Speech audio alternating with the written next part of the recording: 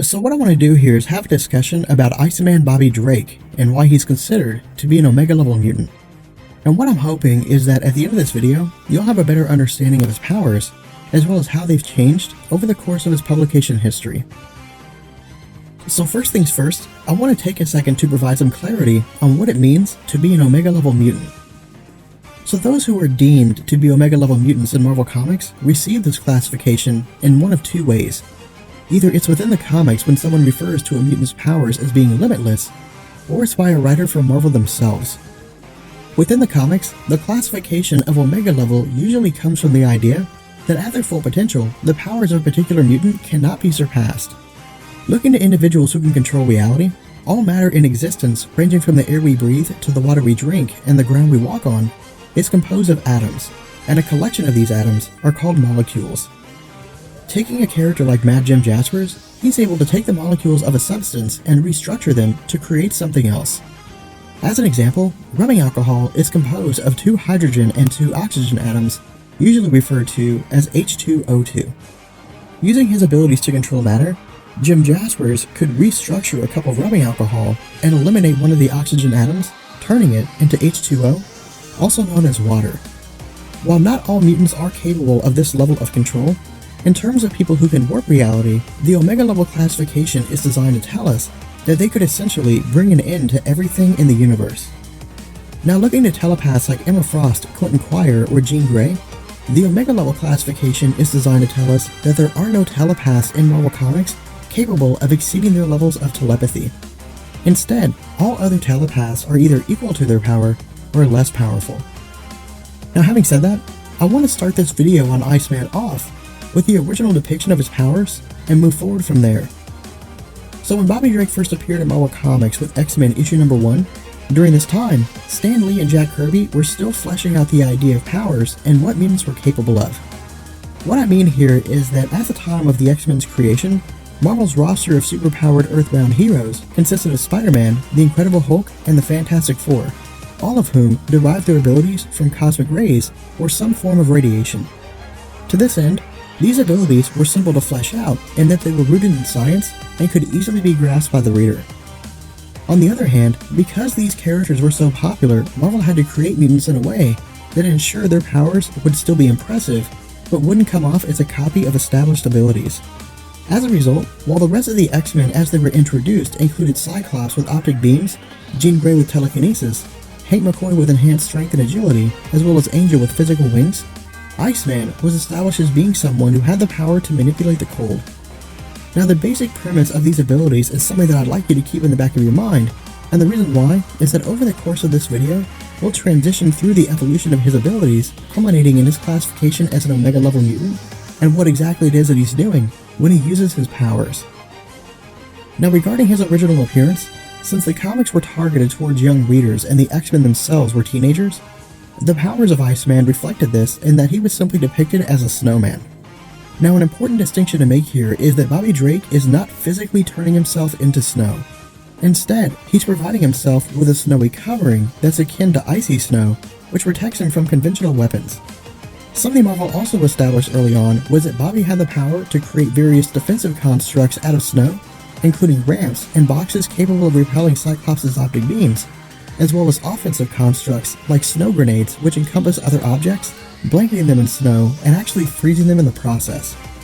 Now the way that Bobby Drake does this is by literally bringing hydrogen and oxygen atoms together to form water and then freezing them to create objects or surround himself with snow. Now I'd like you to keep this in the back of your mind since this will be one half of the equation that will go on to establish why Iceman is Omega level. But following these first depictions of his powers, the constructs available to Iceman began to expand, including virtually anything he wished to create, with X-Men issue number 4 providing us with our first view of Bobby Drake creating ice ramps, allowing him to slide from one location to another. However, Marvel also established that there were limits to Iceman's abilities as well as weaknesses. As an example, Bobby Drake was originally only able to affect objects within his field of view, meaning that he couldn't arbitrarily freeze an object on the other side of the world. In addition to this, temperatures as high as 212 degrees, which is where water converts to steam, were capable of melting Bobby's snow exterior, as well as melting the constructs that he created.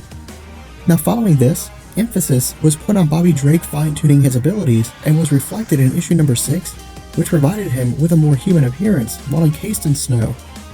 In addition to this, with issue number 7, the snow appearance of Bobby Drake and his constructs began to reflect an icier appearance, with the walls that he created showing to have icicles with more of a bluish hue. And in issue number 28, Marvel established that he was able to take on an icy form that could actually make him almost transparent. However, because these early comics functioned to establish the foundations of the X-Men's abilities, between issue number 4 and the cancellation and reboot of the series with issue number 94, not much changed in terms of his powers. Instead, focus was placed on creating a more well-rounded representation of his abilities, with issue number 64 maintaining that his weakness was still rooted in extremely high temperatures, something that was carried over to the X-Factor line under Bob Layton and Louise Simonson. To sidetrack for a second, if you guys recall my videos on the history of the X-Men, we had talked about how the relaunch of the series focused on the introduction of a new team, with the original X-Men taking a back seat. As a result, Iceman was among those characters who had a series of spotty appearances between 1975 and 1986, leading up to the launch of X-Factor. Now, where Bob Layton did not last long on the X-Factor title and departed after only 4 or 5 issues, on the whole, Bobby Drake saw virtually no expansion on his abilities during this time. In truth, during the entire run of X-Factor, Iceman's powers largely remained the same as they did during the latter half of the original X-Men title prior to its cancellation. The reason for this was that the X-Factor title was not designed to expand on the abilities of heroes. Instead, because it involved characters that we were already familiar with, the X-Factor line focused largely on story-based content, introducing villains like Apocalypse and his 4 Horsemen, as well as seeing the fall of Warren Worthington when he became the Horseman Death. As a result, it wasn't until Uncanny X-Men issue number 314 under Scott Lobdell that Iceman was elevated to Omega level status. Now, to sidetrack for a second, prior to her reformation and joining the X-Men, the mutant telepath Emma Frost was a long-standing member of the Hellfire Club's inner circle. As an organization composed of powerful mutants who were also extremely wealthy, during this time, it was led by Sebastian Shaw, a mutant with the ability to convert energy into physical strength, and the organization functioned to influence world events in their favor. Where these efforts ranged from financing Stephen Lang's Sentinel project to capturing Jean Grey during the Dark Phoenix saga, the group also had students of their own in a manner akin to the X-Men. Referred to as the Hellions, these young mutants were trained by Emma Frost personally at her Massachusetts Academy and were formed in response to Charles Xavier's X-Men and New Mutants. However, in Uncanny X-Men issue number 282, which coincided with the introduction of Bishop, a mutant from the future named Trevor Fitzroy, along with an army of Sentinels, destroyed the Hellions by absorbing their life energies in order to allow Fitzroy to power his own abilities to create portals and travel through time. In addition to this, during the battle and in an act of desperation, Emma Frost placed herself in a coma, during which time she was discovered by the X-Men and taken to the Xavier Institute. Now, picking up with Uncanny X-Men issue number 314, the story saw Emma Frost's consciousness waking up, and with Iceman being the first person she saw, her mind quite literally seized control of his body. Now, where the intention of Emma was to discover what had happened to the Hellions, in order to function adequately, she began the process of acquainting herself with Bobby Drake's body. During this time, Frost discovered that in this ice form, Bobby Drake could sustain physical injury, including being shot through the chest or losing an arm, but that the damage could be repaired by using the moisture in the air to literally reform himself.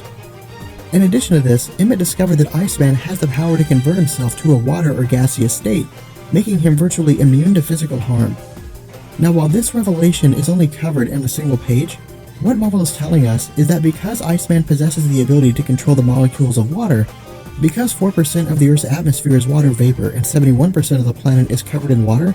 Iceman's abilities have an infinite source of fuel and are essentially limitless. Following this lead, over the course of the next 10 years between 1994 and 2014, different writers have expanded on how the limitless nature of Iceman's powers can be applied.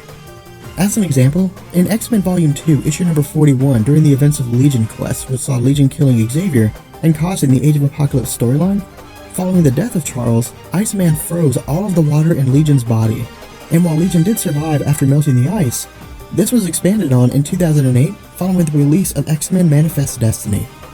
Focusing on the X-Men moving its headquarters to San Francisco out of New York,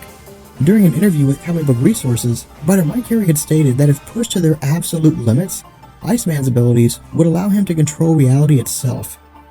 To expand on this, if you've ever taken a chemistry or physics course, you'll know that heat is simply a byproduct of molecules moving at extremely high speeds, and cold is a byproduct of molecules moving at extremely low speeds.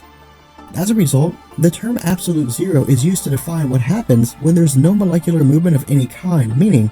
that when Iceman uses his powers, in addition to manipulating the atoms of hydrogen and oxygen to create water, he's also slowing down the movement of molecules to create cold.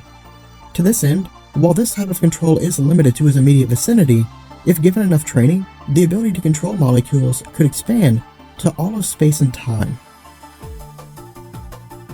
With that being said, we're going to bring this video to an end, and make sure you guys post a comment down below and let me know which Omega level mutant you think we should discuss next. And I will catch you guys later.